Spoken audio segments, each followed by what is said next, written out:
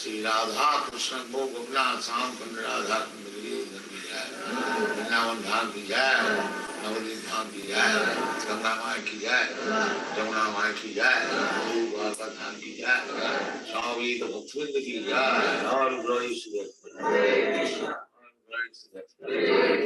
Thank you very much.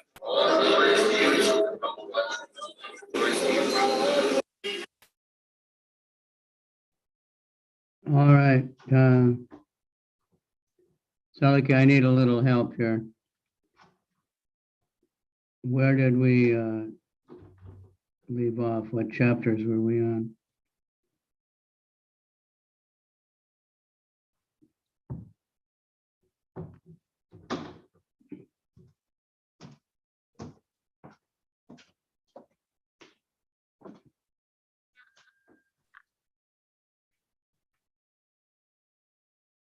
Vaibhava? Salika? Okay.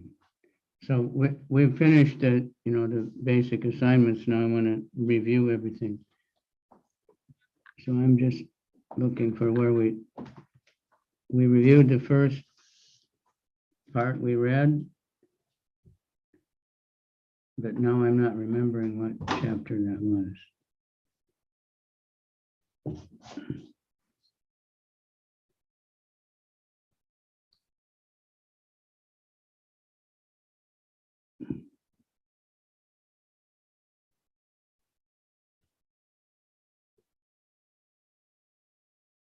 Salika, I don't hear anything from you.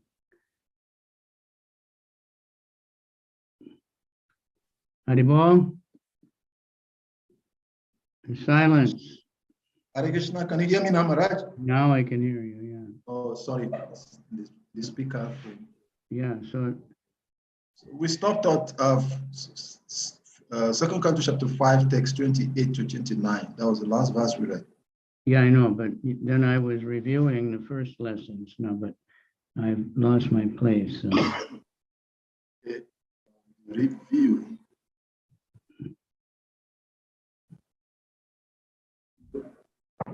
We started with the disappearance of Lord Krishna and the Pandavas retired timely, right? Right? Yes, Maharaj. Those were the first lessons we did. Okay. So we read the whole chapters. The lessons were actually divided up into shorter sections, but so in your student handbook,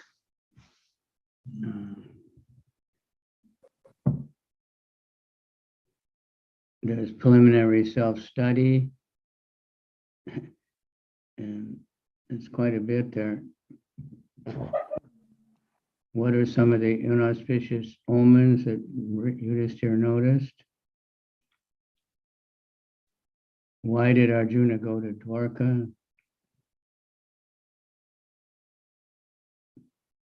How does Prabhupada show that success requires the Lord's sanction? When the left side of one body quivers, what does that indicate? Why is Balaram mentioned as a protector of the devotees? How many family members did Lord Krishna have in Dwarka? Some of these are details. This is, to get you to read more. Why didn't Yudhisthira inquire about Lord Krishna's welfare? Anybody remember that?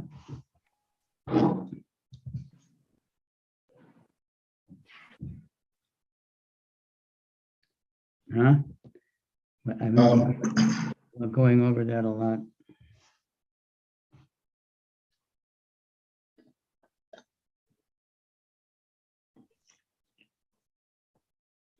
I remember I discussed it quite a bit because it's important.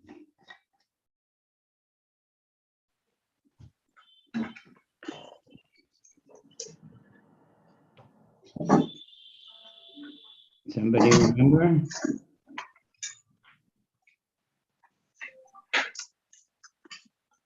Anybody? Wake up. Yeah, I'm trying to. Student handbook page, what are you reading, Maharaj? What? I'm reading in the student handbook. Yes, Maharaj. What page? I don't know.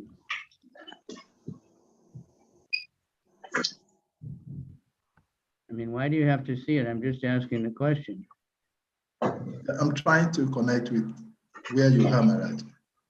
No, but that doesn't, the answer is not on these pages. The answer you have to remember. Yes, you can follow along when I read the other questions, but I'm just asking if anybody can remember why he didn't ask. Hare Krishna Maharaj. Yeah. Yeah, Maharaj, I don't exactly know the answer, but I quite remember, like Yudhishthir Maharaj didn't ask because where Krishna stays, all pious people stays around. So because Yadu Vansh was there, so he knows that Krishna should be there. That's why he didn't inquire about Krishna's welfare.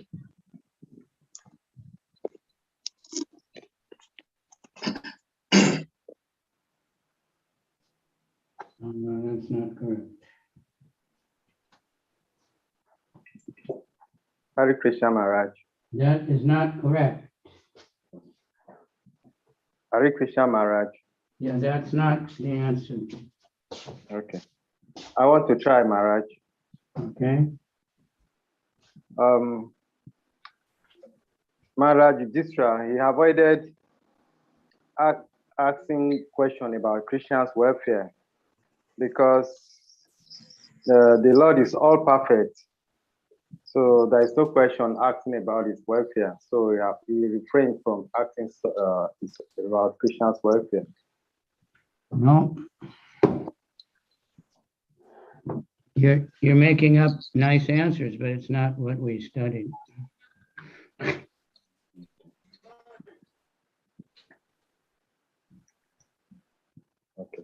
Thank you, Maharaj. I didn't finish with the lecture on last Sunday, so. No, this was from the first time, the first lesson, when we were reading Bhagavatam. We're going back to review everything.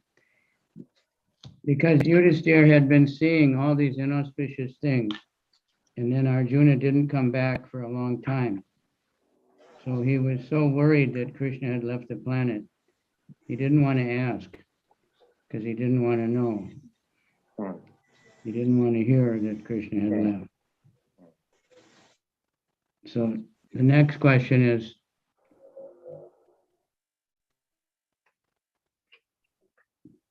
and then number 10, some of Yudhishthira's suggested reasons. So when Arjuna came, he saw that Arjuna was really unhappy, but he didn't want to say, has Krishna left? So he was trying to find other reasons that Arjuna would be unhappy. Although in his heart, he knew that Krishna had left, and he just didn't want to think about it. And Arjuna didn't want to tell him either, because cultured people don't like to give bad news, Like we might like to give bad news, it's Kali Yuga, but Arjuna didn't want to give the bad news, and Yudhishthira didn't want to hear it, but he knew it had happened. So can anybody remember some of the things that Yudhishthira was asking? These might be in the test, so,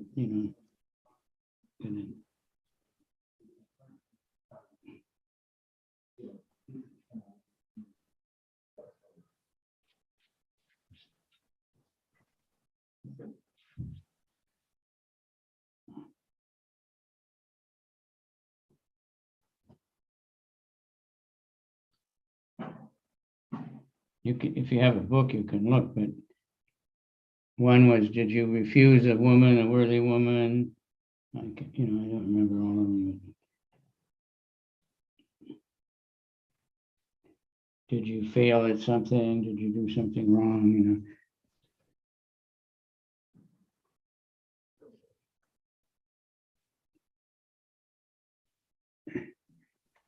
What citizen, okay, this one everybody should know. Which citizens specifically require the protection from the state?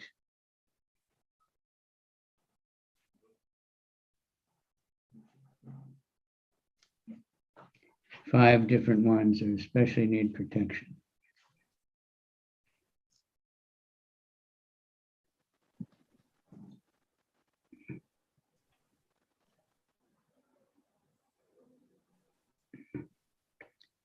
Anybody know one? Hare Krishna Maharaj. Yeah, let's hear it.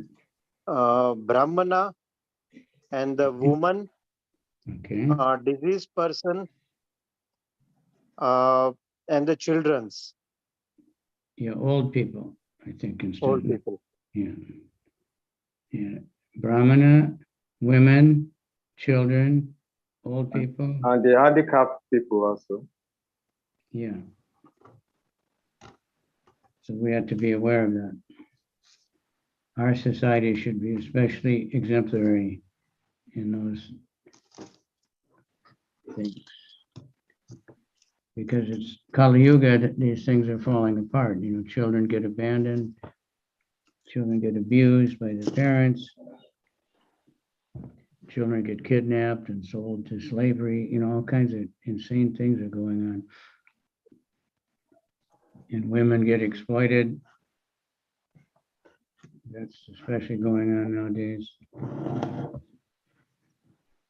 Like I've seen, when I first came to West Africa, so many women wore the African dress, it looked more or less like a sari with the long bottom and then covered up on the top. And then the last years, I haven't seen that hardly ever. Everybody tight pants and tight this and long wigs, hairs, and, completely lusty, crazy. It's the men turning all the women into objects for enjoyment.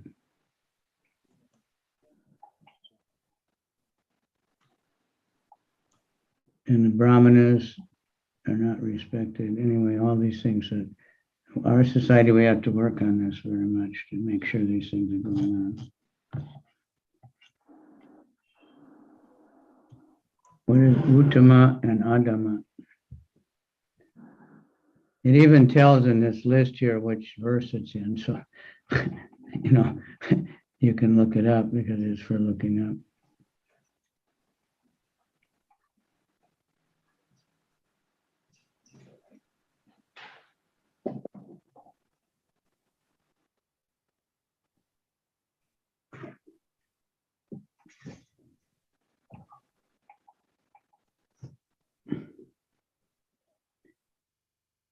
The neglect of what prescribed duty of a householder is unpardonable.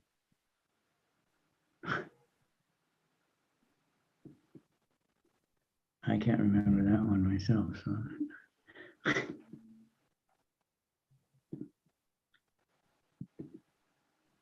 Anybody have a book they can look it up quick?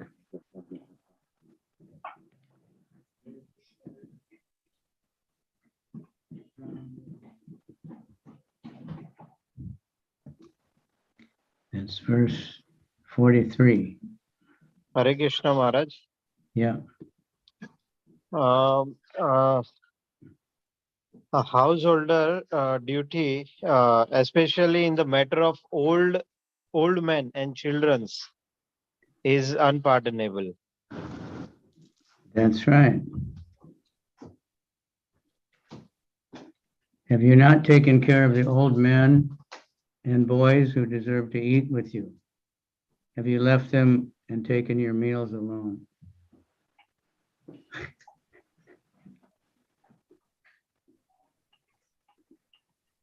Because sometimes a king or a senior devotee, so-called, will have special food for himself somewhere. Well, the others are not getting very nice.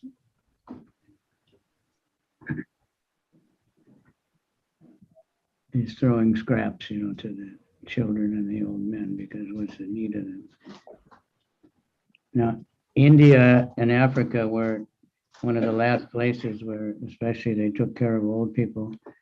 But years ago, we went to one place for old people in Ghana, I think. And the director there, he asked why people don't take care of their old parents anymore. Everybody's taking too much trouble, but actually you owe them because they took care of you as a child. All right, so that's just some of the study questions, which are very well done. And then there's analogies, comparisons to understand things.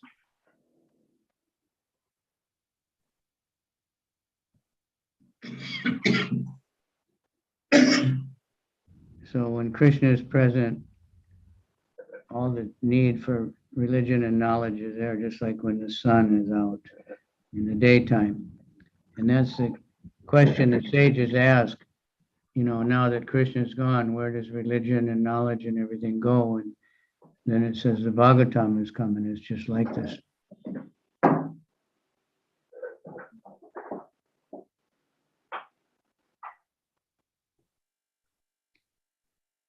The liberated soul is dependent on Krishna, just like the spark depends on the fire.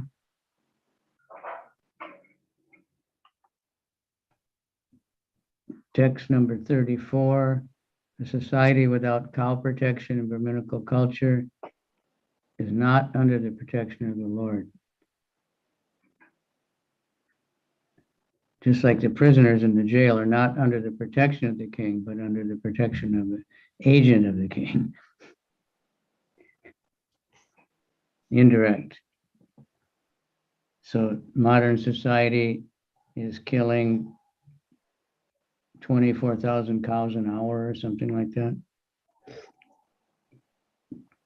and keeping them in abominable conditions. And, so therefore we have a lot of trouble in the world. And the Brahmanas are not taken care of either, and Brahmanas have become corrupt. They're not really Brahmanas. Brahmana means by action, not by birth,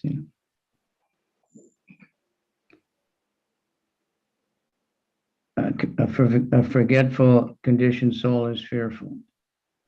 A liberated soul is not fearful. Just like a small child in the arms of his father or mother, he's not afraid of anything. You leave him alone, he might be afraid. So if we are really connected to Krishna, we won't be afraid of death even.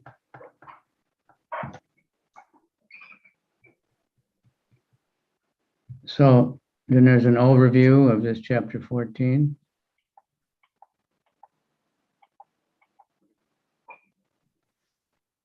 And it answers some of the questions. It's very short. Somebody want to read it? You have it there, verse 1 to 21.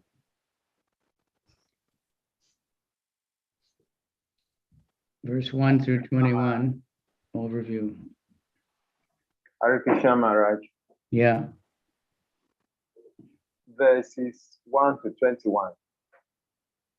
Maharaj Yudhishthira sent Arjuna to Dwaraka to meet his friends and to learn from the personality of Godhead Krishna of his future program of work. 7 months have passed, and Arjuna's return to Hastinapura is overdue. Maharaj Yudhishthira, after noticing inauspicious signs, reveals to Bhimasena his fears that Lord Krishna, upon whom the Pandavas completely depend, has departed from this earth. King Yudhishthira describes the bad omens he has seen to Bhimasena and concludes that Krishna's footprints will no longer grace the earth. Then verses 22 to 44. okay, so that was one of the questions. Why did Arjuna go to Dwarka? So that's the answer. Because he was, really thinking, will Krishna ever come back to Hastinapur?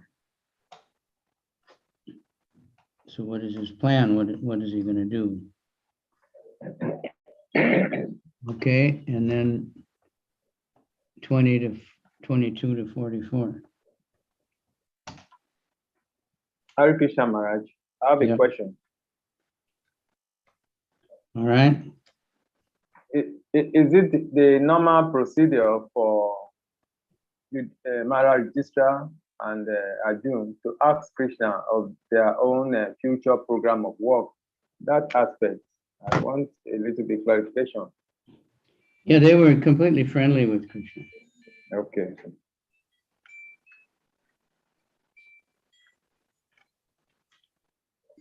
In fact, Yudhishthira was older, and Krishna would bow down and pay obeisances.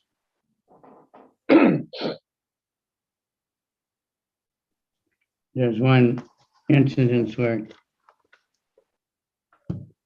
Yudhishthira they were meeting, they were both on chariot, and Yudhishthira was getting down from his chariot to offer obeisances to Krishna.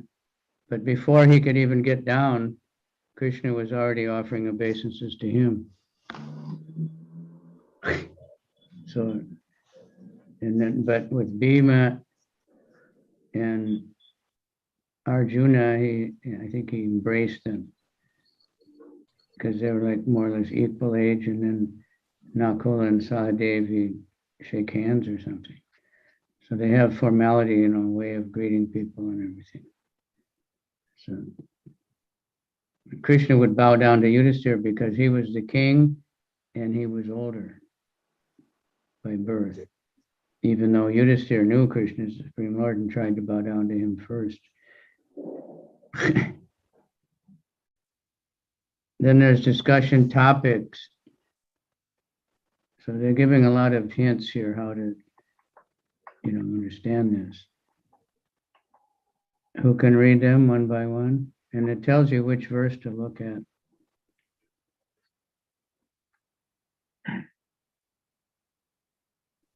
Some of them are pretty simple.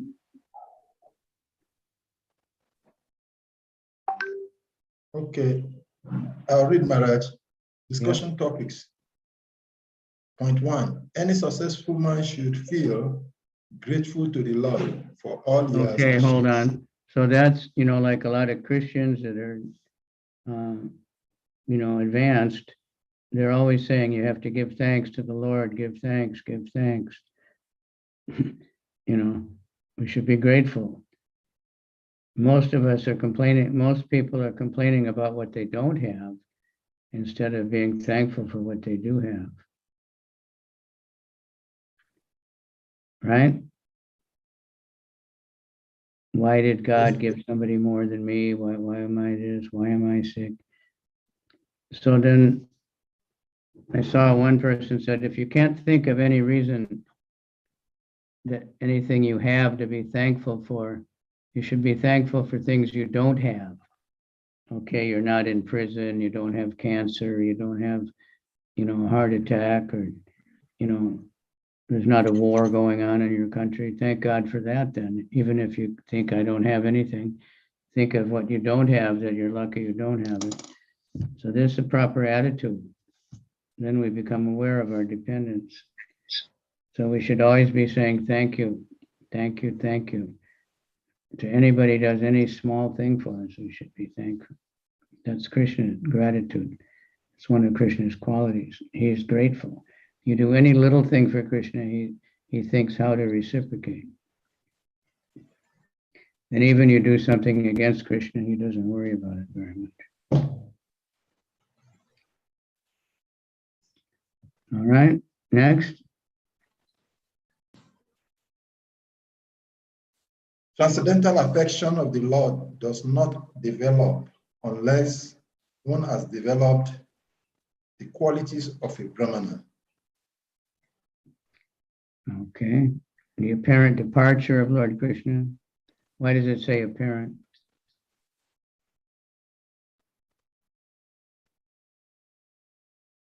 Arjun lost all his powers. He was fighting the battlefield of Kurukshetra. He was defeated by the women. He lost all of his qualities as a Kshatriya.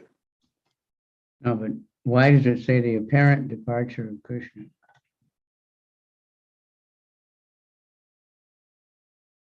Because Krishna is always present, but right. When it's okay, that's it. Got it. All right. Difference between Vishnu Tattva and Jiva Tattva. Now that should be easy. Right.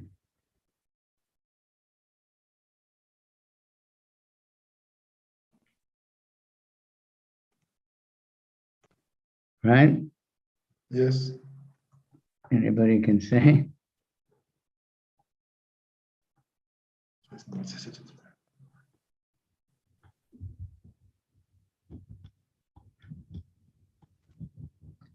The difference between Vishnu Tattva and the Jiva Tattva is that there are so many differences. And one is that it's infinite, we are finite. It's omnipotent, we are fallible. It's infallible, we are fallible. He has all the 6 opulences incomplete. We have 1 or 2 or none sometimes.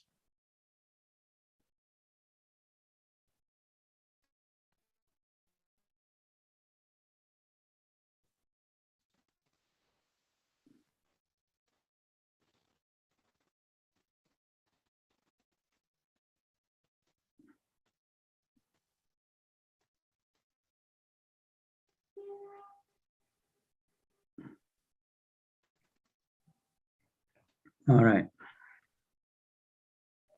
Might as well look these up because it's interesting that we talked about it earlier. The inauspicious omens noticed by Yudhisthira. There's 2 lists. One is text 2 until 5. The other one is 11 till 20. Can you get that on the screen? Yes, Maharaj.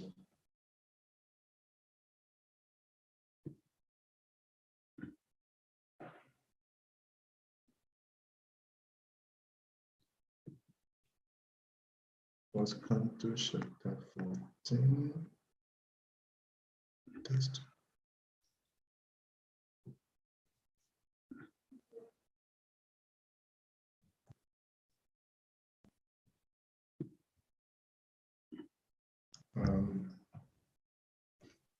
Yes, text 2. This text 2. A few months passed and Arjun did not return. Maharaj Yudhishthira then began to observe some inauspicious omens which were fearful in themselves. There's 3. Let me just go to this translation. There's 3. He saw that the direction of eternal time had changed, and this was very fearful. There were disruptions in the seasonal regularities. The people in general had become very greedy, angry, and deceitful. And he saw that they were adopting full means of livelihood. 4, all ordinary transactions and dealings became polluted with cheating. Even between friends and in family affairs, there was always misunderstanding between fathers, mothers, and sons, between well-wishers, and between brothers. Even between husband and wife, there was always strain and quarrel. Text number 5. In course of time, it came to pass that the people in general became accustomed to greed, anger, pride, etc. Maharaj Yudhishthira, observing all these women, spoke to his younger brother.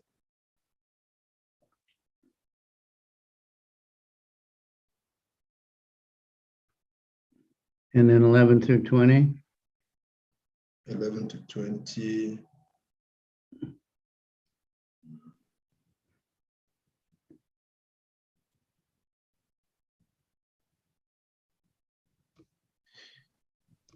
The left side of my body, my thighs, arms, and eyes are all quivering again and again, and I'm having heart palpitations due to fear.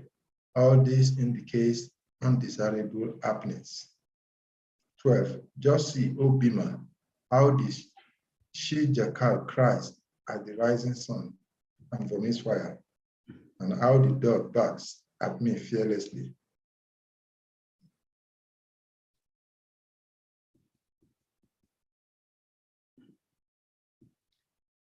That's all? The next one, 13. O Bhima Sena, tiger amongst men. Now useful animals like cows are passing me on my left side, and lower animals like the asses are circumambulating me. My horses appear to weep upon seeing me. Just see, 14. The pigeon is like a messenger of death. The shrieks of the owls and their rivals, crows, make my heart tremble.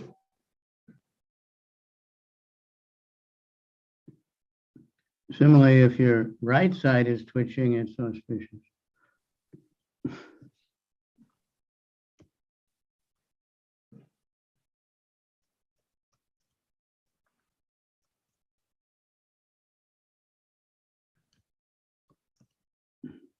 I should go on, Maharaj. Yeah, keep reading. Text number 15. Just see how the smoke encircle the sky. It appears that the earth and mountains are throbbing. Just hear the cloudless thunder and see the bolts from the blue. 16. The wind blows violently, blasting dust everywhere and creating darkness. Clouds are raining everywhere with bloody disasters. 17. The rays of the sun are declining, and the stars appear to be fighting among themselves. Confused living entities appear to be ablaze and weeping. 18. Rivers, tributaries, pumps, reservoirs, and the mine are all perturbed. Water no longer ignites fire. What is the extraordinary time? What is going to happen? Text 19. The cows do not suck the teats of the cow. Nor do the cows give milk. They are standing crying, tears in their eyes, and the bulls take no pleasure in the pasturing grounds. 20. The deity seems to be crying in the temple, lamenting and perspiring. They seem about to leave. All the cities, villages, towns, gardens, mines, and hermitage are now devoid of beauty and bereft of all happenings. I do not know what sort of calamities are now awaiting us. 21. I think that all these earthly disturbances indicate some greater loss to the good fortune of the world. The world was fortunate to have been marked with the footprints of the lotus feet of the Lord. These signs indicate that this will no longer be.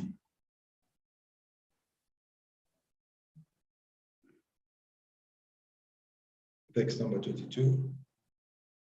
O Brahmana Saunaka, while Maharaj Yudhishthira, observing the inauspicious signs on the head at that time, was thus thinking up to himself, Arjun came back from the city of the Yadus, Dwaraka. 23. When he bowed at his feet, the king saw that his dejection was unprecedented. His head was down, and tears glided from his lotus eyes. Text number 24.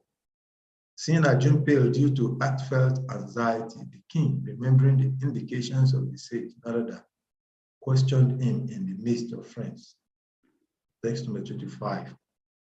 Maharaj Yudhishthira said, "My dear brother, please tell me whether our friends and relatives such as Madhu, Bhoja, Dasaha, Aha, Satwata, and Daka, and the members of the Yadu families are all passing their days in happiness." Text number 26. Is my respectable grandfather Surasena in a happy mood? And are my maternal uncle Vasudev and his younger brother all doing well? 27. His 7 wives, headed by Devaki, are all sisters. Are they and their sons and daughters-in-law all happy? Text number 20-29 says, are Ugrasena, whose son was the mischievous Kamsa, and his younger brother still living? Are Ridika and his son Kritavanu happy? Are Akrura, Jayanta, Yada, Sarana, and Satrujit all happy? How is Balaram, the personality of Godhead and the protector of devotees? Text number 30. How is Pradyumna, the great general of the Vishnu family? Is he happy? And is Aniruddha, the plenary expansion of the personality of Godhead, faring well? Are all the chieftain sons of Lord Krishna, such as Sushena, Charudeshna, Samba, the son of Jambavati, and Rishabha, along with their sons, all doing well? Text number 32-33. Also, Srutadev, Uddhava, and others, Nanda, Sunanda, and other leaders of the liberated souls, who are constant companions of the Lord, are protected by Lord Balaram, Krishna. Are they all doing well in their respective functions? Today, who are all eternally bound in friendship with us, remember our welfare. Text number 34. Is Lord Krishna, the Supreme Personality of Godhead, who gives pleasure to the cows, the senses, and the brahmanas, who is very affectionate toward his devotee, enjoying the pious assembly at Dwaraka, Puri, surrounded by friends. Text number 35-36. The original personality of God, the enjoyer, and Balaram, the primeval Lord Ananta, are staying in the ocean of the Yadu dynasty for the welfare, protection, and general progress of the entire universe. And the members of the Yadu dynasties, being protected by the arms of the Lord, are enjoying life like the residents of the spiritual sky. Text number 37. Simply by administering comfort at the lotus feet of the Lord, which is the most important of all services, the queens at Dwaraka, headed by Satyabhama, induced the Lord to conquer the demigods. Thus the queens enjoy things which are prerogatives of the wives of the controller of Thunderbolt. Text number 38. The great heroes of the Yadu dynasty, being protected by the arms of Lord Sri Krishna, always remain fearless in every respect. And therefore their feet trample over the Sudana assembly house, which the best demigod deserves, but which was taken away from them. 39. My brother Arjun, please tell me whether your health is all right. You appear to have lost your bodily luster. Is this due to other disrespecting and neglecting you because of your long stay at Dwaraka? Text number 40.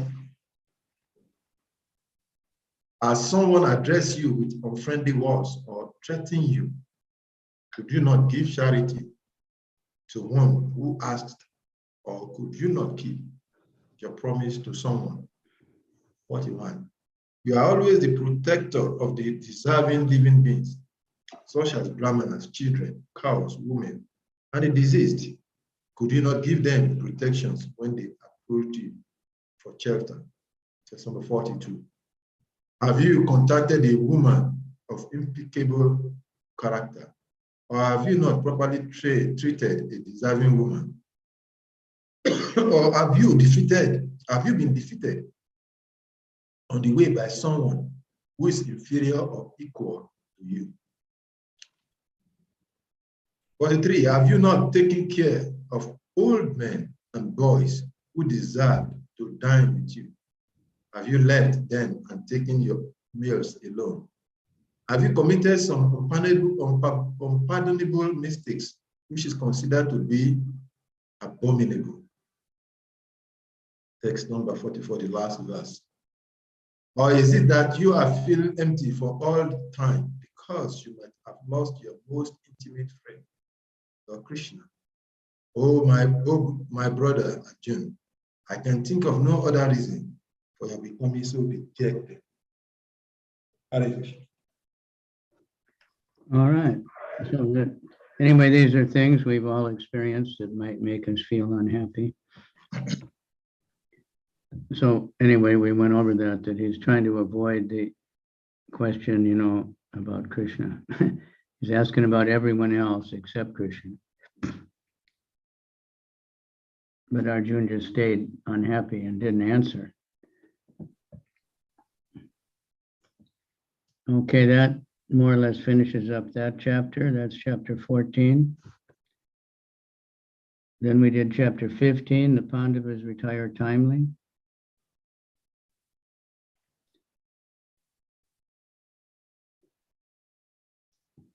So there's the preliminary self-study, which you should have done a long time ago, but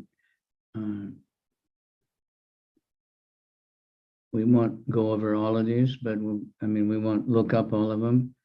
List some ways that the Lord perfected his mood of friendship with Arjuna. Who can say one?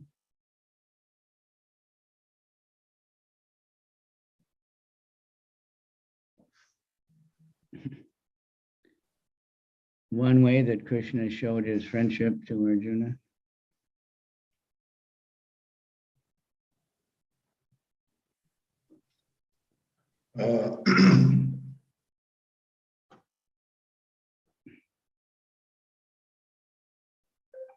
The name of the deities in Delhi. Hare Krishna Maharaj. Yeah. When Krishna agreed to be his chariot driver in the battle of Kurukshetra. Right. And then in the process of doing that, he protected Arjuna in so many ways.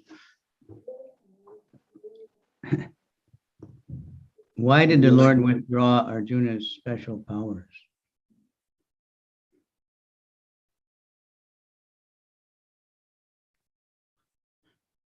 Because Arjuna's purpose of the power has been finished. He has exhausted the service for which the power was given to him. Yeah, I think let's look that one up. Text 5, chapter 15.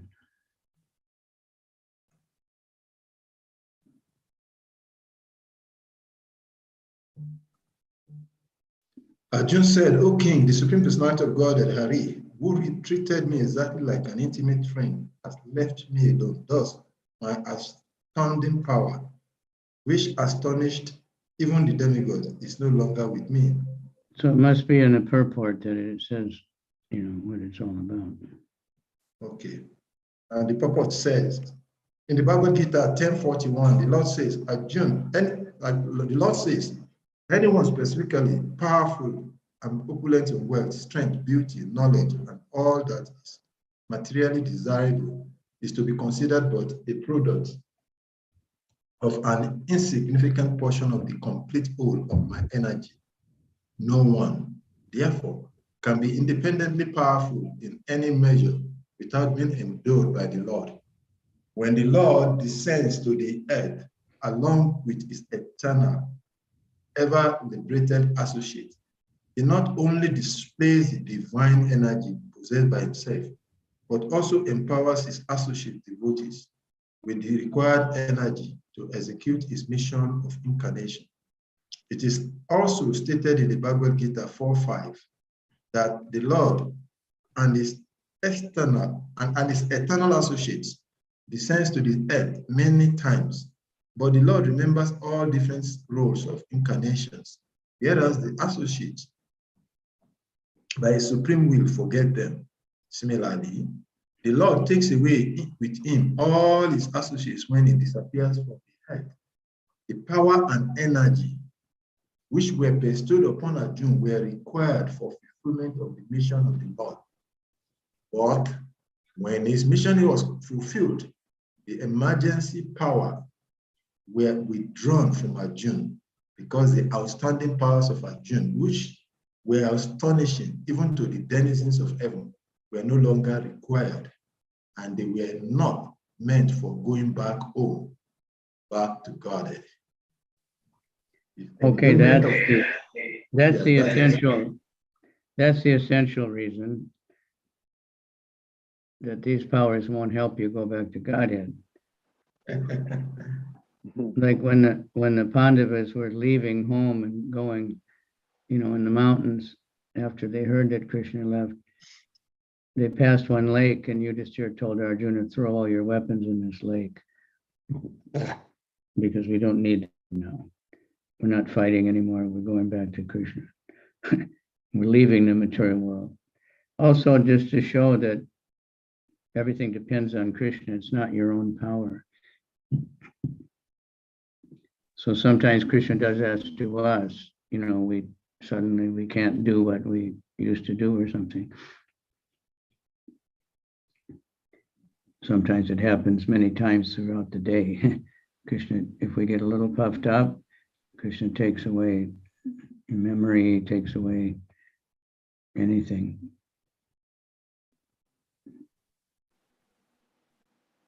Hare Krishna. Hare Krishna, man. Yeah. My comment.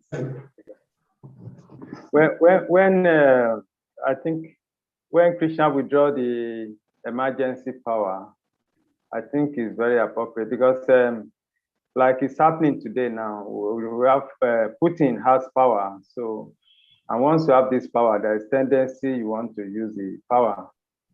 Otherwise, what's the essence? So by withdrawing it, I think it's to help Arjuna so that there will not be abuse of power. Well, for the Yadus, he took it away because they might misuse it. So how could the cowherd men defeat Arjuna? Maharaj, I have a question.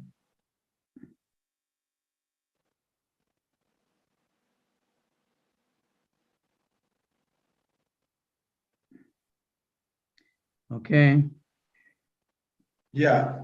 In this point we're reading where Lord Krishna takes away the powers that was given to Arjuna, we look at it in the life of our devotees, in the life of devotees generally in our times. We see an example of Srila Prabhupada. Srila Prabhupada was engaged before taking to sannyasi and starting this commission. He was engaged in several kinds of businesses. He was failing at each and every one of them. And until eventually he left home and then he took to sannyasis and things changed for him.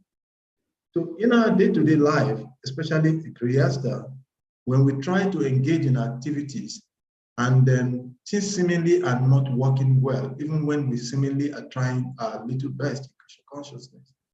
Would we say that just like Krishna was taken away, because that is the conclusion of Srila Prabhupada, Prabhupada said at the end that Lord Krishna was frustrating every effort of his just to get him to focus on devotion and service. So could we say that the inauspicious or failures in the life of a Grihastha or a devotee generally in the part of devotional service could be as a way of Krishna's giving some message that he should take to renounce life, others of life?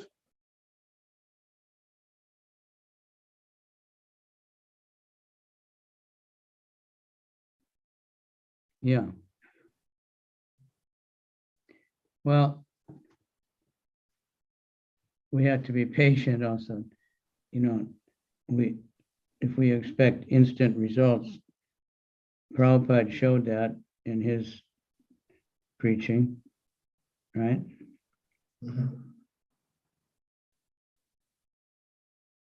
He had in America, in India, practically no support. Somehow he got the books printed. And when he was in America for 1 year, just mostly trouble, you know, getting his things stolen, you know, different things like that.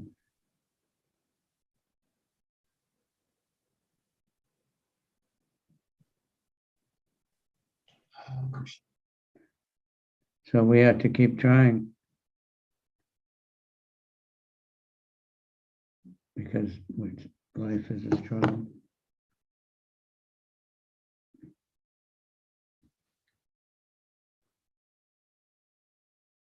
Maharaj, Okay. let me ask, can I ask a personal question, Maharaj? Yeah. When I took the devotional service, I was fully renounced in the temple, and somehow or the others, I had to leave the temple to work from outside for some period because there was some misrepresentation of the spiritual master. Then somebody said that Gurudev said that you should go and stay outside your Grihastha. Then I was doing a business, but somehow or the other, I lost hugely in business at the time, and then huge amount of money was lost. And when Gurudev came around that time, he called to see me and he said, whatever you're doing in your business, it's not like you're not doing it perfectly or you're not doing it well, or you like the knowledge in what you do, but simply because Krishna wants you to do some greater services, so he's frustrating your effort. So he said, my instructions to you is that you should take to go back to the temple and serve fully in the temple. And that was why I came back into the temple that year. And then personally, for several years, I was not engaged in any material engagement that took to full devotional activities. But then, household responsibility was getting strong and strong. The community where I served wasn't so much of respectful because they feel I was living on the temple, I was living on the members, I was living on donations. It became so difficult, so I had to go back to business. Because I have to maintain myself, I have to maintain the family. The temple also needed to be maintained because we're not getting so much funding. So I had to go back to doing activities. And at sometimes things goes up, sometimes things goes down very badly. So I've started wondering, what could it be? What should be done in these kind of circumstances when a devotee faces this kind of challenges? Because it could mean so many things. It could mean that Krishna is telling some things, but I just want to what you think one should think in that situation. Because obviously there are needs that has to be met. There is no source of funding from the temple, so I had to do something. Even though Shrimasta has said before that Krishna wants you to do higher service, but there is no support. And then things are falling apart, so we have to do something. But even when you do that thing, sometimes it goes up, sometimes it comes down. grossly. So what should one do in such a situation? If I could follow exactly everything, but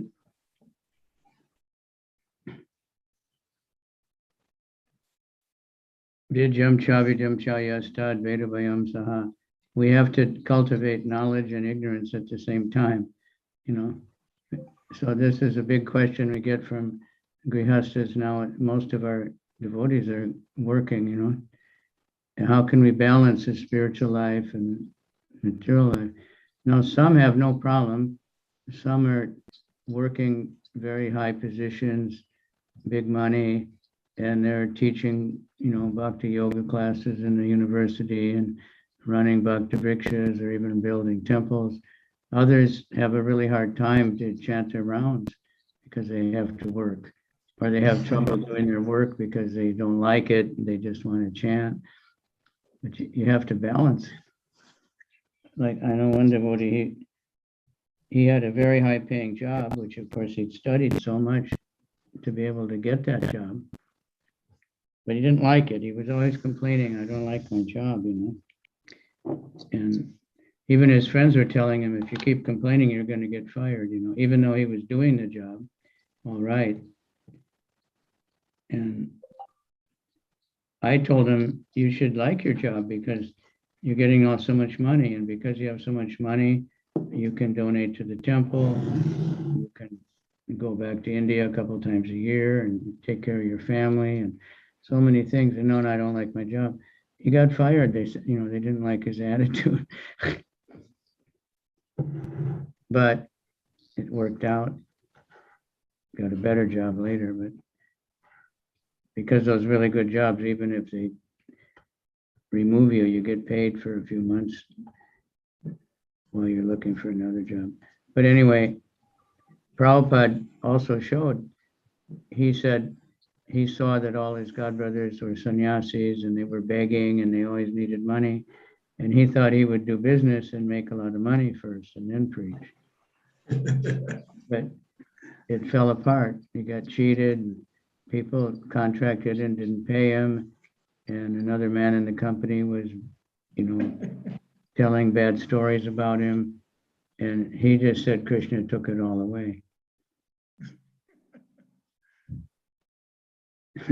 So Krishna took away Arjuna's power to show everything with Arjuna as a Leela, you know, so to show us, you know, that whatever we have, it depends on Krishna. And Krishna can give more, he can take it away, he can do whatever he wants. There's a quick one, how the coward men could defeat Krishna, or defeat Arjuna.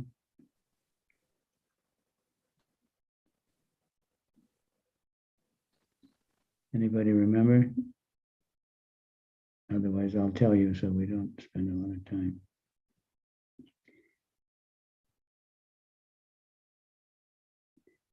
It was actually Krishna. They were like expansions of Krishna. And Krishna took away, so Arjuna couldn't remember the mantras for all his weapons.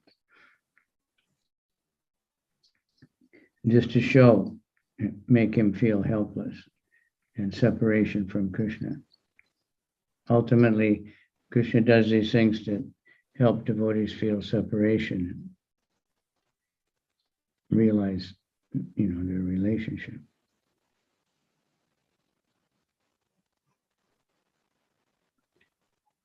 How was Arjuna's mind pacified? Anybody know?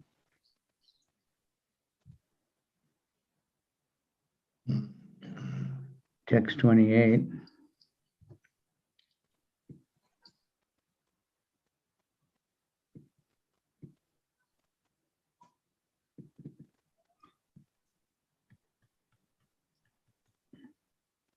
Says that. Thus being deeply absorbed in thinking of the instructions of the Lord, which were imparted in the great intimacy and friendship, his mind became pacified. So he remembered the Bhagavad Gita, is what it specifically says. He remembered Krishna's instructions on the battlefield, which was the Bhagavad Gita. So that's telling us we should remember the Bhagavad Gita.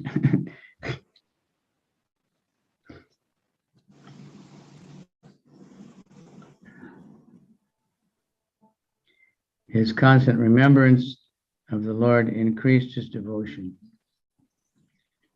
So all the garbage in his mind was removed. Very nice. Okay. How did Sutta Goswami give relief to the sages?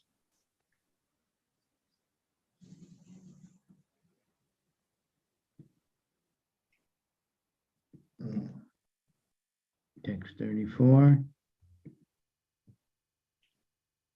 Yeah.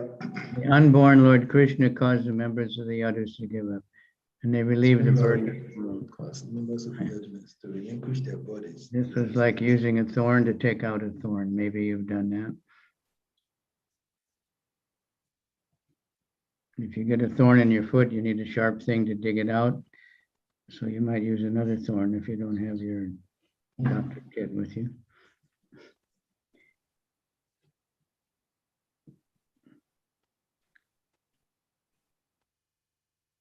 Well, how is Krishna like a magician? So many ways.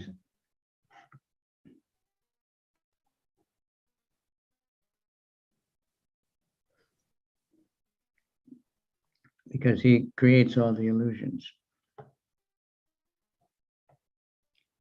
Like, what's one example of a magical thing Krishna did in the battle?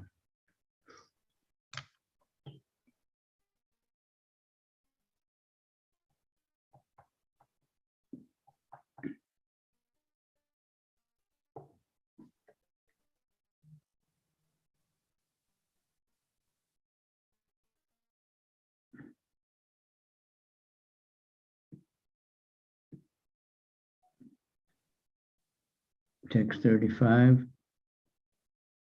Yeah, this is it, Maharaj. The Supreme Lord relinquished the body which it manifests to diminish the burden of the heart. Just like a magician, he relinquishes one body to accept different ones, like the fish incarnation and others.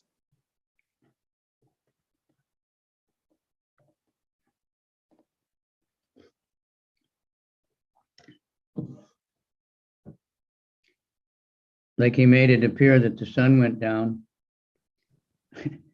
So Jayadratha stood up strong and was cheering, and he defeated Arjuna, and then the sun came out.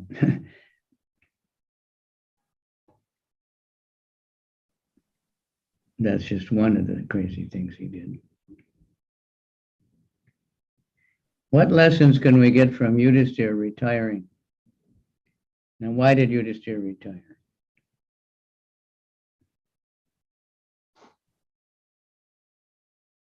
Right? Why did Yudhisthira retire?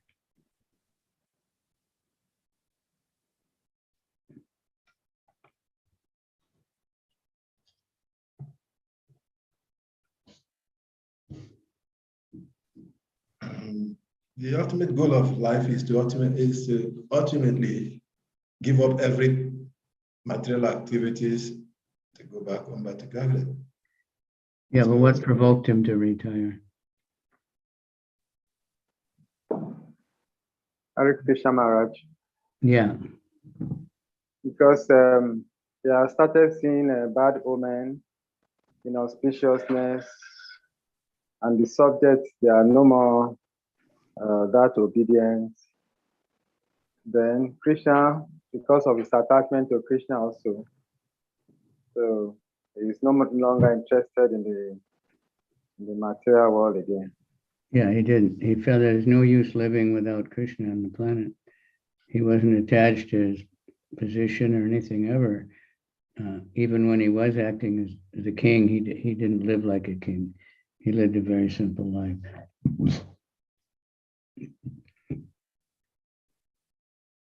Okay, let's move on. There's analogies there, but Krishna's like the sun. The sun comes and goes every day,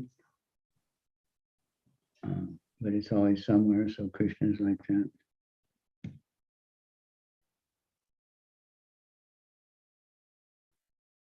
Similar to time of death, like in an airplane, you're all alone, no one can help you. So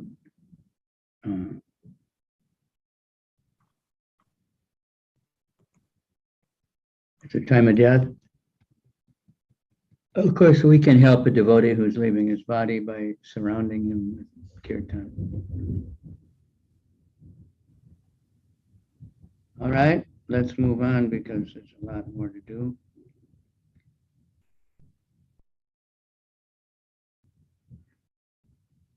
One more chapter, 16.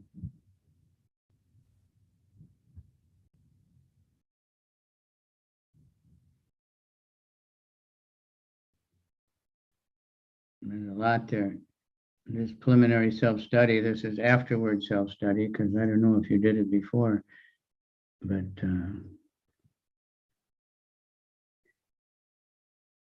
there's some good questions. Should we go? There's only 9 of them. See who can remember. Characteristics of the king's advisors.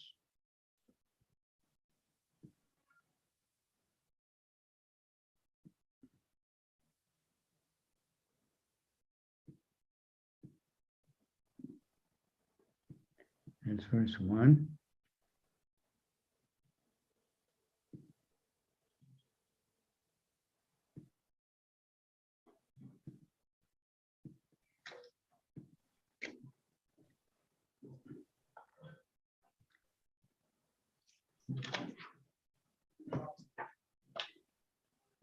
They were brahmanas.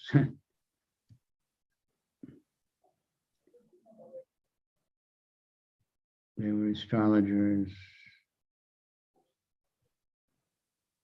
Okay, let's go. What about symptoms of the age of Kali? Oh, yeah. So these advisors of the king, which is unlike modern society, they were all brahmanas and sages. They didn't get any salary. They didn't need salary. So they would get good advice without any expenditure. They were, advanced brahmanas. Self-realized souls, like Chanakya Pandit. He made the king, he trained the king, he put him in office by all kinds of tricks, but he didn't take any salary. He lived in a hut outside the palace.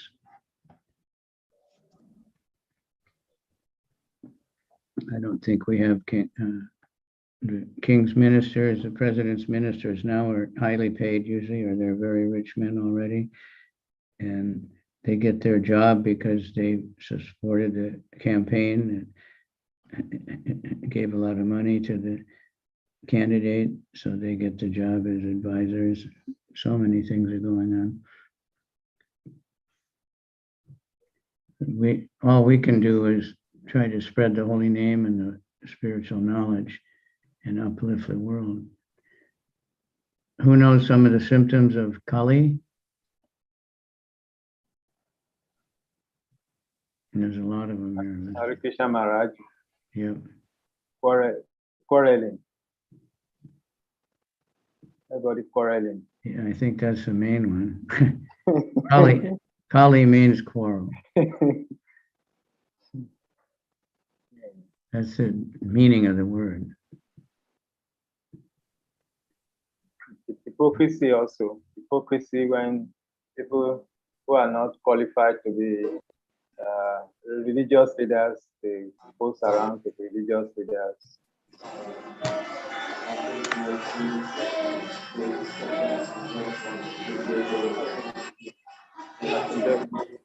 Those are the major characteristics that I easily remember now. So there's a list here. Text Another 19, text 19 to 22. Another one is in I'll read the it. killing of a cow. Yeah. Yeah. Okay. You should go to text number 19. The cow is being, mistreated.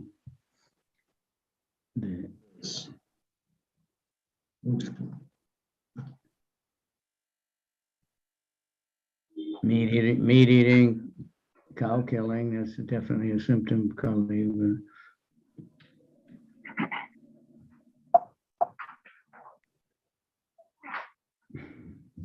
Women aren't being protected. Children aren't being protected. Governments are corrupt. Right? Yeah. And it's not only in Africa they're corrupt, it's everywhere. Some places the corruption is more sophisticated and covered over. Some places it's very obvious. But just this whole election idea, and that you have to somehow, buy votes and everything one way or another. Sometimes they actually just pay people to vote for them in some places. And the communist government in Russia, they would have an election, but there'd be only one candidate. And then there was a law that everyone had to vote. They would make sure everyone voted, and then they'd say he won by everybody vote for him. Very clever people. Mark Twain said if voting made any difference, it would be illegal. Because how do we know when they count the votes? How do we know what? Right? How does anyone know? They can just say whatever they want. So it's a crazy world. Why does it say that Krishna has lotus feet?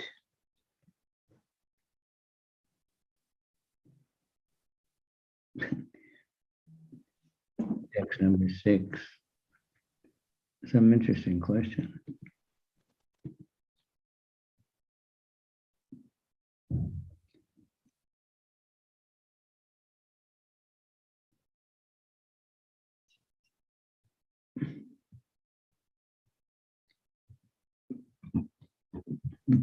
I don't see that it explains it.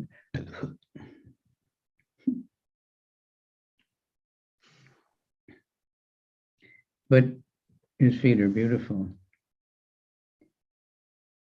Everything, Krishna, so many things, lotus eyes, lotus face, lotus feet, lotus, so many things.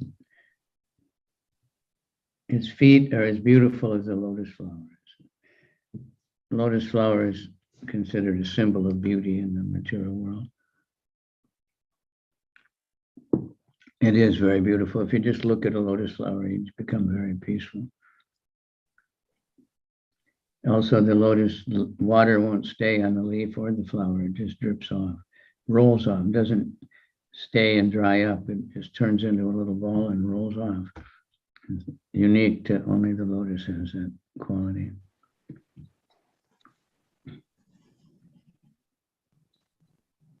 What's the sure remedy to avoid death? Get a vaccination? Huh? That's what they were saying for a long time. If you don't get the vaccination, you're going to die for sure. But if you take the vaccine also, you still die.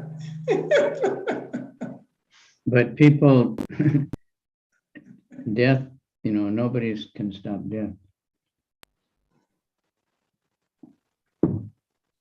Most people are already dead. They're just, Prabhupada said, they're just exhibiting symptoms of life.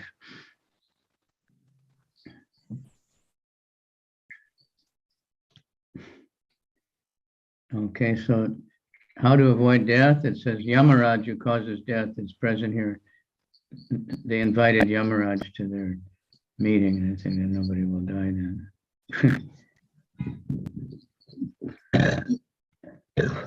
But a devotee who knows he's not the body, who knows he's the spirit soul, he doesn't feel like he's dying. He just leaves the body. But a bodily conscious person, when the body is dying and he has to give it up, he feels like, I am dying, I'm finished. So he becomes very miserable.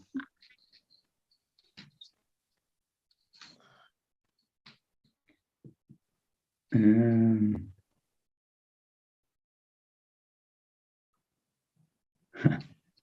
here's a good one. Describe the difference between the welcoming addresses today and in Vedic times. So text 13 to 15 shows some kind of welcoming address, I guess, when they're welcoming Sutta Goswami.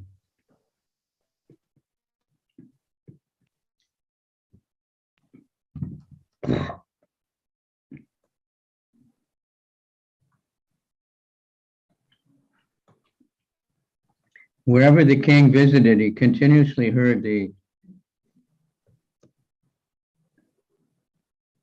glories of his great forefathers, who were all devotees of the Lord, and also the glorious acts of Lord Krishna. He also heard how he himself had been protected by the Lord from the powerful heat of the weapon of Ashvatthama. People also mentioned the great affection between the descendants of Vrishni and Prita due to the latter's great devotion of Lord Keshava. The king, being very pleased with the singers of such glories, opened his eyes in great satisfaction. Out of magnanimity, he was pleased to award them very valuable necklaces and jewelry and clothing.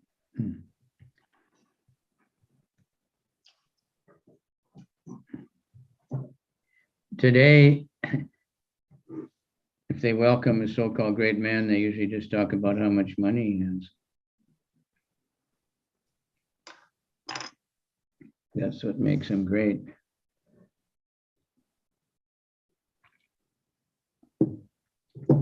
I heard one comedian in the audience, guy Jeff Bezos, who's considered the richest man in the world sometimes, from the Amazon company. And he said he's so rich that even he got a divorce and he's still the richest man in the world. And he had to pay the wife so much money, but he's still rich. Some people get wiped out by that, but anyway, they just, mainly that's what they talk about. You know, their great, their own false ego, you know. But here they're glorifying the devotion to the Lord. All right. What does the bull and cow symbolize?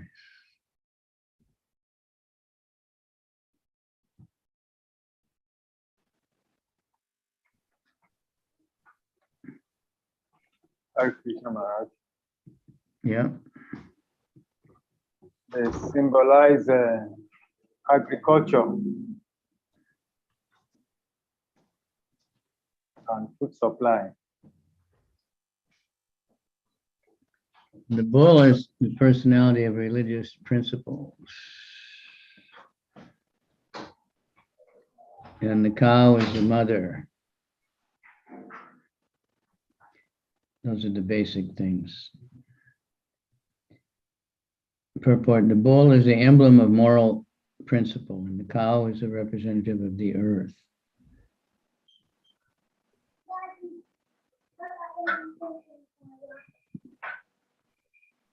Nowadays, you know, it's hard for people, many places, to understand that. They don't use the bull for their plowing, for their farming work. They don't use the cow dung and, you know, for fertilizer. And even Shiva said when he was in the village, they used the cow dung for the floor and stuff, like we see still in India. And I'm trying to get the devotees to think like that, but it's very difficult. They're so conditioned. And devotees, you know, in many countries, they don't drink milk very much. So they don't think the value of the cow very much. They've never seen a cow.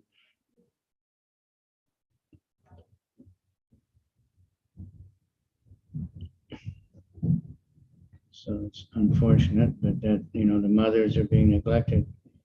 Your own mother is being neglected. The cow is being neglected. The Mother Earth is being abused in every way. Digging and digging all over the place. Like in Accra, in Media, up the road there, they're digging like crazy. I don't know what they're digging, but they're just constantly digging and blowing up and hauling out big truckloads full of something. Breaking down mountains, digging gigantic holes in the ground to taking out the oil, which helps balance the planet. So many things are just abusing their mother. Pouring so much poison into the rivers or into the land also.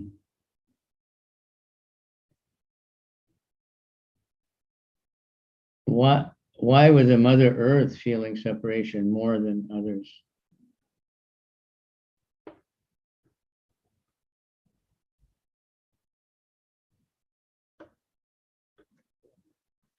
Do you remember?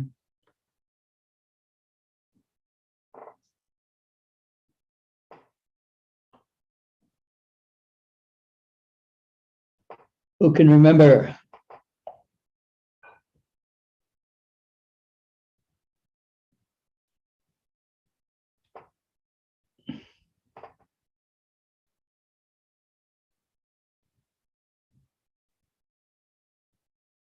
Look it up, text 35.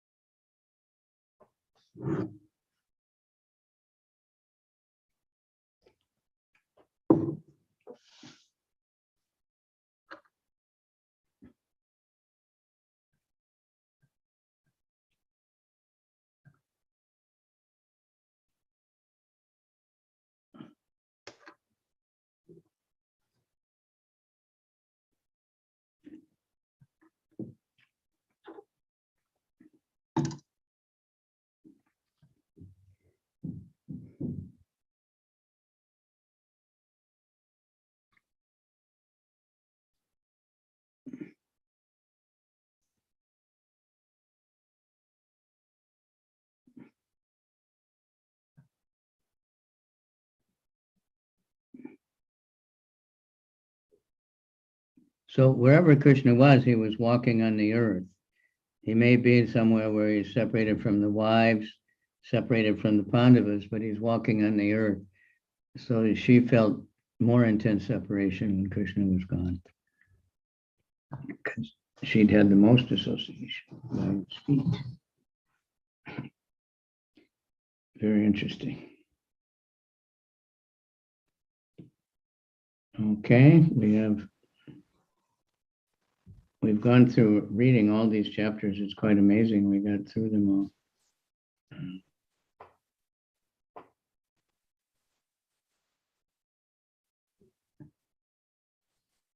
There's just a quick overview of the chapter, which is good.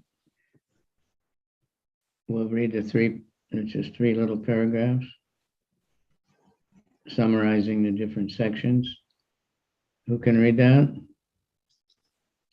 One by one, different devotees. Techno Spark HP or 8P. Interesting names you have. Infinix Note 8, Techno Spark 8P. It's easy to change your name, on the Zoom. There's a little blue box at the top right corner. And if you click that, you can change your name. That's even Prabhu. I think you need to change that. It says you can put rename it. You click the little blue box and at the bottom it says rename and you can change your name. Whatever you want, you can say. You can say Hare Krishna, Hare Krishna. Whatever. Okay, anyway, someone read this quick. Kamalaksha. I haven't heard from you. Kamalaksha Prabhu. You got it on the screen? Uh, No, it's not on the screen, Maharaj. Okay. Read from verse 1 to 9, that one.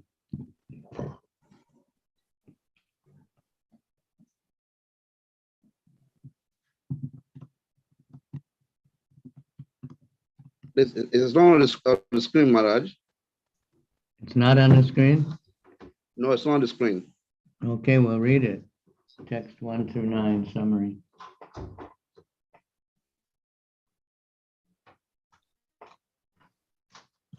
Hurry up.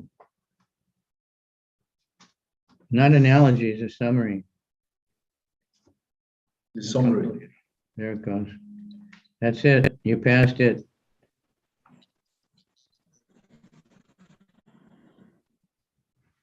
A little more up. Okay, that's it. You got it. Verse 9 to 9. Can you see it now, Kavasha Prabhu? Yes, I can see it now. Okay. Sutta Goswami describes Maharaj Parikshit's benevolent reign under the guidance of the Brahmanas. Once, when Maharaj Parikshit was touring the states, he saw the master of Kali Yoga, who was lower than a Sudra, disguised as a king and hunting the legs of the cow. And the king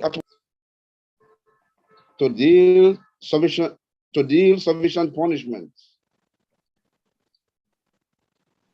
Sunaka Rishi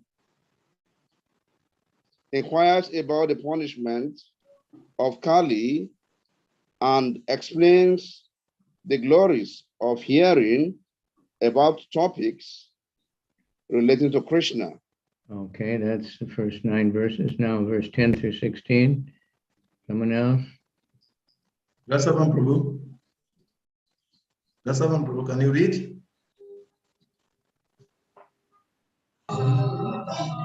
Sutta Goswami, to further explain the above incident, relates that after Maharaj Parikshit perceived the influence of the age of Kali within him, he initiated a tour. While touring, Maharaj Parikshit had the glories of his great relatives, the Pandavas. That is 10 to 16. Sutta Prema, your video. I would like to see your face. Aha, good one. And I finished reading. So Okay. Okay, who wants to read the third one? Ramakrishna Prabhu, can you read? Yes, Hare Krishna.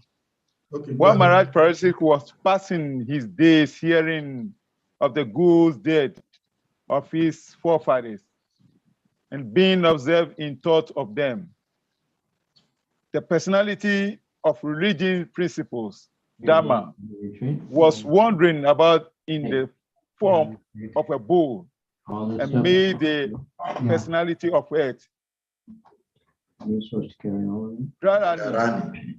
Dharani, in the form of a cow. She appeared to grieve like a mother who had lost her child. Dharma questioned the earth. 19 to 24, about the cause of her miserable condition, referring to the degraded condition of Kali Yoga. The earth reprised 25 to 35, that the cause of her miseries was separation from Krishna, whose disappearance had increased Kali influence. King Parikshit then arrived. Hare Krishna. Hare Krishna.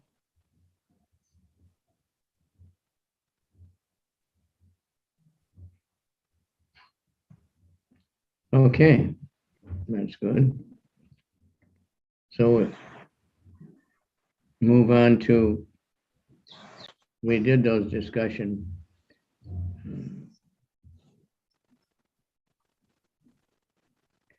Discussion topics. The last one is interesting. Movement of pure devotees can change our troubled world. Nothing else can change the world. We're seeing that more and more every day. There's no material solution for anything. Sometimes they do something that makes you think it's a little bit better for a short time, but it's never very, usually creates more problems.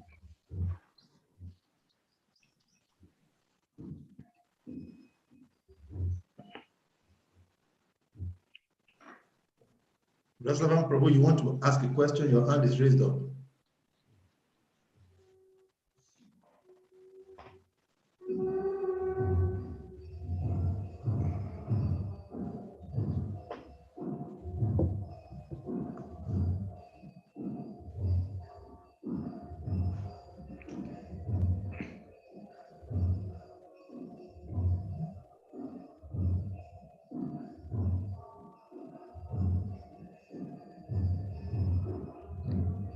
Oh, Nasalika has moved to Govardhan Hill.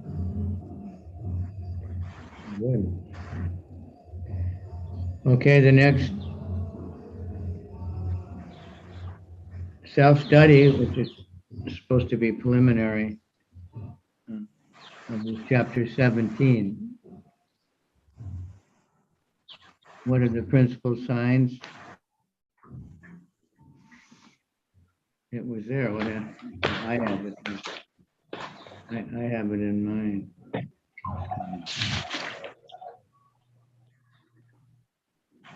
What is the meaning of praja? Who can say that?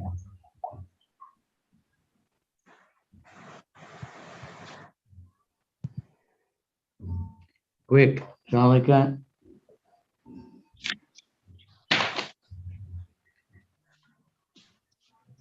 Prajapati, we have Prajapatis.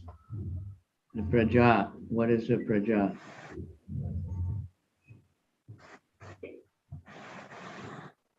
One who was taking birth.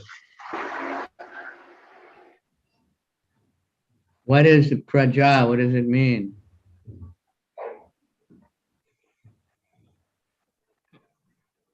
I'll tell you, because it takes so long to get an answer. I don't know if you're trouble with the computer or you don't know or what. It's a common word in all our texts. It means the citizens of the state or the country, but it means not only the humans, it means everyone, the trees, the animals, the land, everything.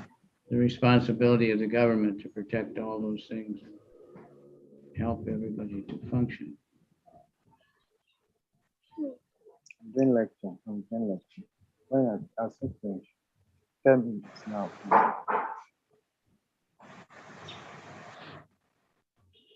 Explain the concept of apadharma.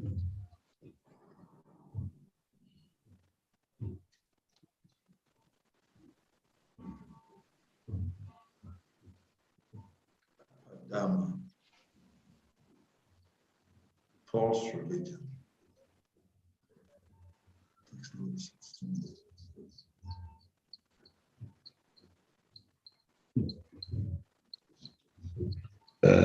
I'm going to look that up because I'm not sure about that one myself.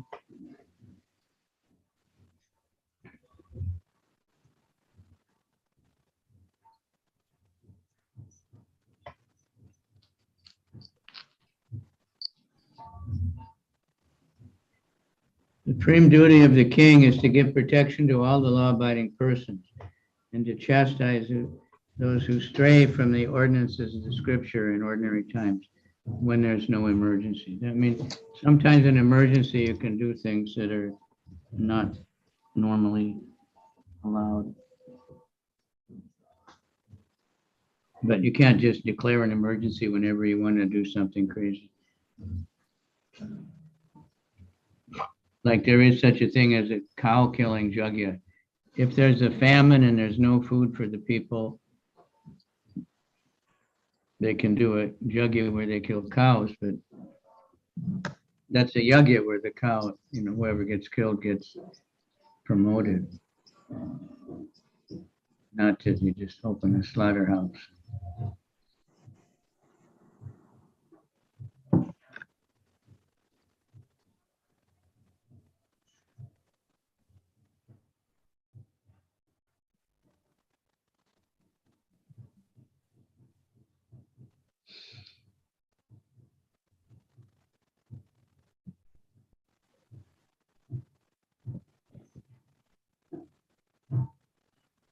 So apadharma that means occupational duty at the times of extraordinary happenings. An example is given that Vishwamrita had to live on the flesh of dogs.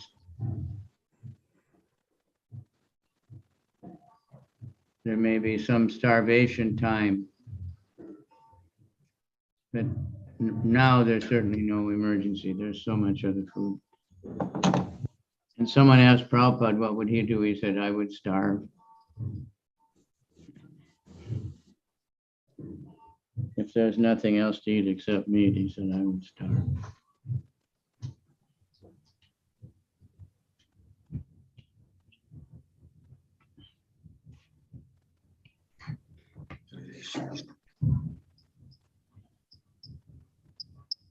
Okay.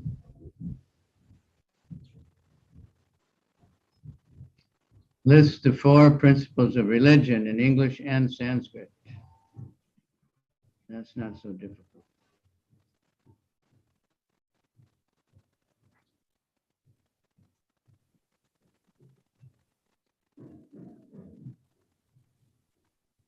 Truthfulness. No, truthfulness is 1. 624, it's right in the verse. Yeah. Austerity, cleanliness, mercy, and truthfulness.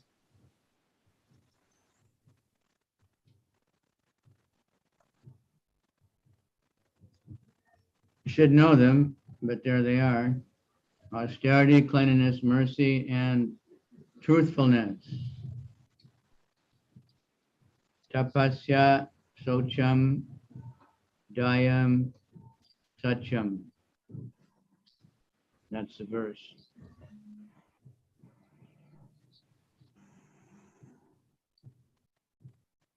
Take note of it. Look for those things, practice those things, teach those things.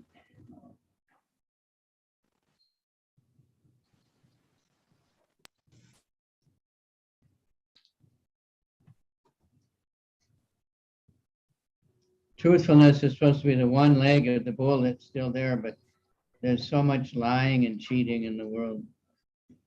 Practically all advertisement is lying and cheating. They're advertising so many things will make your hair grow, will make your digestion perfect, will make you young again.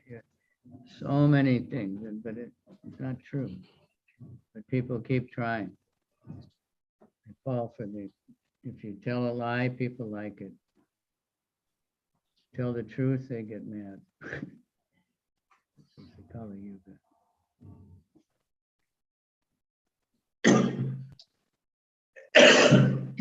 Actually, let's see the other ones. What should be the state's attitude about religion?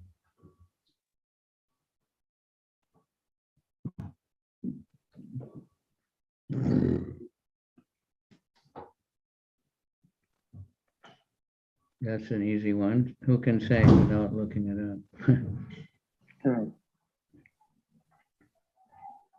Hare Krishna Maharaj. Yeah.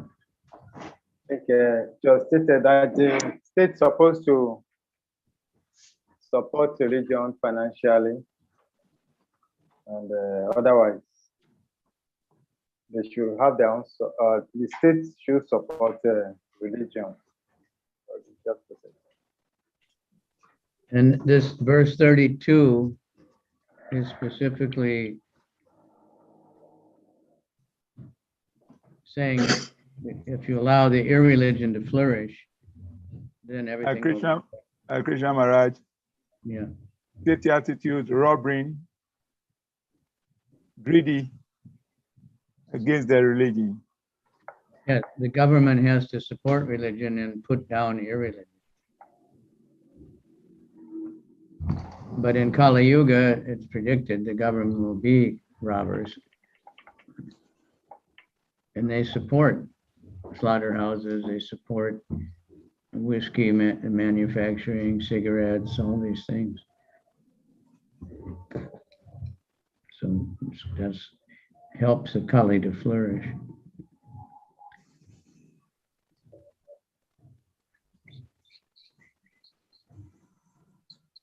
Okay.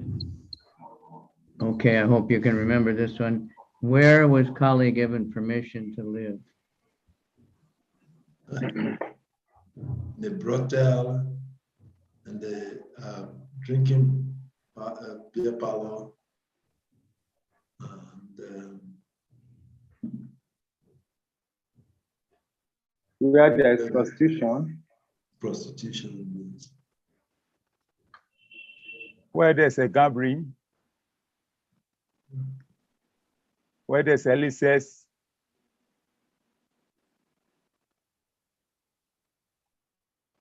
Okay, we have 4 regular principles. So wherever those are not being followed, right? What are those places? Beer parlor, drinking places, hotel, brothel, animal plus where animals are slaughtered. Gambling places. So when we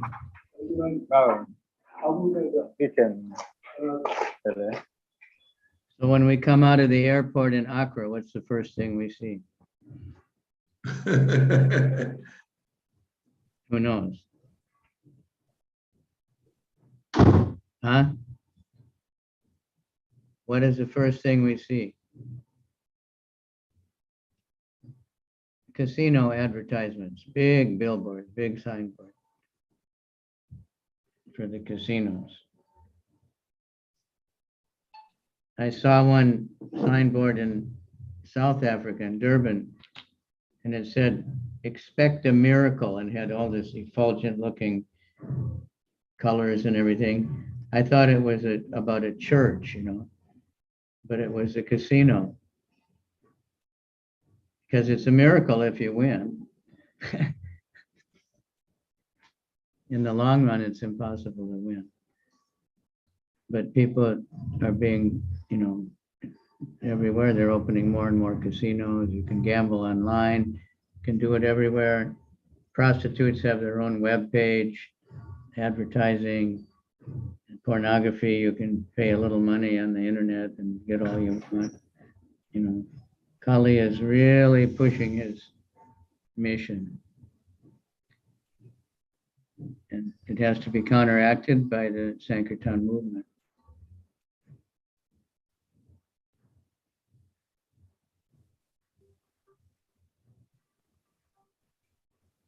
Why do scriptures allow meat eating and intoxication?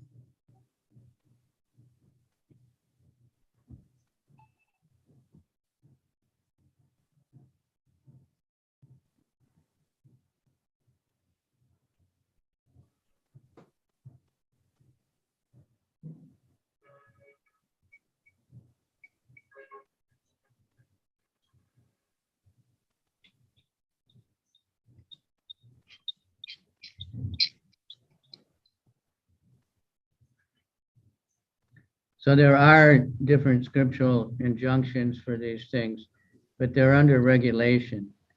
If you want to eat meat, you have to do a certain yagyas and only certain animals, and it's meant to discourage it.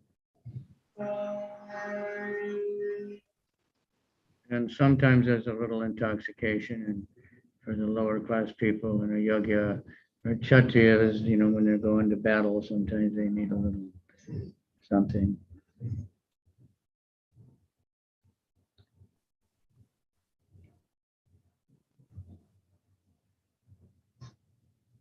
Okay, we finished those chapters. Now I have to go this morning. Thank you very much, Maharaj, for the And time. tomorrow, I guess you'll have some examination. I won't be available. Yes, Okay. Maharaj. Thank you Thank very you much, all very Maharaj. much. Let's chant a few minutes. Hare Everyone, Krishna, Hare Krishna, Hare Krishna, Krishna Krishna, Hare Hare. Hare Hare. Hare Ram, Hare Hare Ram, Ram, Hare Ram Rama, Ram, Rama Hare Rama, Hare. Hare Hare Hare. Krishna, Hare Krishna, Krishna Krishna, Hare Hare Hare. Krishna, Hare Ram, Hare Hare Ram, Ram, Hare Ram, Ram Ram Ram, Ram, Hare Hare. Hare Hare Hare Krishna, Krishna, Hare Hare Krishna, Ram, Hare Ram, Ram Ram, Hare Hare. Hare Hare Hare. Krishna, Hare Krishna, Krishna Krishna, Hare So the Hare. way to Hare drive back Ram, Kali, Hare Ram, Ram Ram, Hare Hare. Rama, driving Rama, back Kali is very simple. It's just the Sankirtan movement. So push Hare it on. Rama, Hare Rama, Rama Rama, A lot of Hare. it going on there in Africa now, a lot of Harinam. So let's increase the agriculture, which is also part of it. And learn to use the cows for the farming and everything. At least the cow dung. That makes the cow valuable just for that, you know. Instead of all this expensive artificial petrochemical fertilizer, which ruins the earth. Tractors which smash down the earth, so you can't use it. Haribol. Hare Krishna. Thank you very much, Maharaj. So next Kavicandra Swami Maharaj ki jai. Jai. Yeah. Prema Chaitanya Prema Prabhu ki jai. Hare Jai. Krishna, Prabhuji, Mataji, Prabhuji. Hare Krishna. Hare Krishna. Please Hare be Krishna. informed that tomorrow we are doing the exams for Unit 5. Tomorrow is exams for Unit 5, please. And attendance will be prompt. Luckily for us, it's only like Kavicandra Maharaj will be in a flight tomorrow and will not be able to teach. So we take advantage of that time to do our exams for Unit 5. Please prepare, conceive yourself with everything, and come on board tomorrow for your exams. Hare Krishna, good luck. Go Ranga. Hare Krishna. Hare Krishna. Kamalas Prabhu, please inform Yadunats. Kamalas Prabhu, please inform Yadunat for us.